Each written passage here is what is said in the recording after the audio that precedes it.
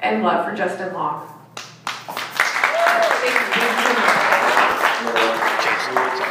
Well, that's what it's written as. Oh, is that right? Yeah. Oh, that's funny. Sorry. Okay. No, it's fine. Jason Long, but apparently when I typed it in, I wrote Justin, so. Dyslexic. Spelling.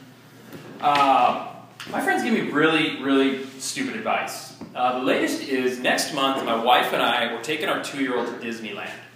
And all of our friends are saying, why are you doing that? Cancel the trip. She's not even going to remember the trip. And my point to them is, piss off. I want to go to Disneyland. I don't care if she doesn't remember the trip. I'm going to remember the trip. And, you know, I don't even remember what I had for breakfast yesterday. I don't even remember if I had breakfast yesterday, but I'm not going to stop having breakfast because I don't remember it. You see, I literally want to go on Splash Mountain. I want to go on Space Mountain. I want to go on the Matterhorn. Basically, I want to go on all the big rocky peaks that Disney has to offer, but if I go by myself, I'm that creepy 37-year-old guy running around the park. So I got to bring the 2-year-old along to make it look normal. And that's something that, you know, my friends just can't quite understand. Here's the other thing they don't understand. This hampers me. As a comedian, I came and grew up in a very loving household. My parents have been married almost 40 years. I don't remember my parents ever fighting. As a result of that, they never really had to buy my love.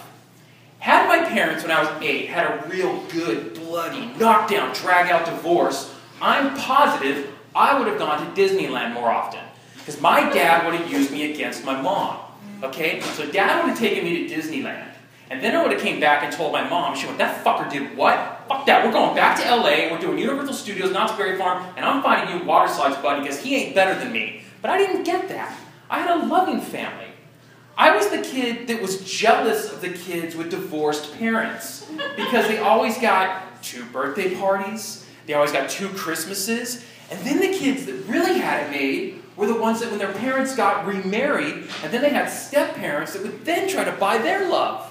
And now, full disclosure, I'm going through that in my own life because I was married once before. I, too, have a 17-year-old. Mine's a daughter. Maybe our kids should meet sometime. I don't know. We'll talk about it later.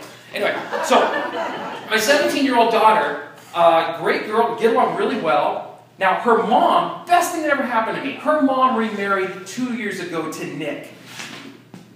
Oh, so what's Nick? Nick's my ex-husband-in-law. Okay, so Nick's my ex-husband-in-law. I love Nick. I've only met him a handful of times, but here's why I love him. He's buying my daughter's love. When she turned 16, he bought her a Toyota 4Runner.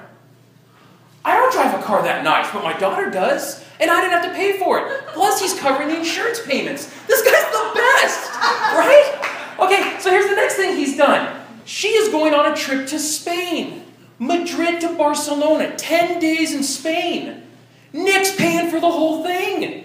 It's a school trip. He's not just sending her off to Europe. Hey, go ahead, Haley, have fun. No, he's sending her to a school trip with all this 11th grade class. When I was in 11th grade, I remember going to Wild Waves was a big deal. My daughter's going to Europe, okay? Nick's paying for it all. I told him, Nick, you pay for college, I will let you walk her down the aisle at her wedding, buddy. You are my guy. So, my daughter calls me up and she's telling me about her trip to Spain, so I want to hear about it. And she goes, hey, Dad, I hope your skills are up to date in case I get taken. And I'm like, Haley, something you need to know about your father.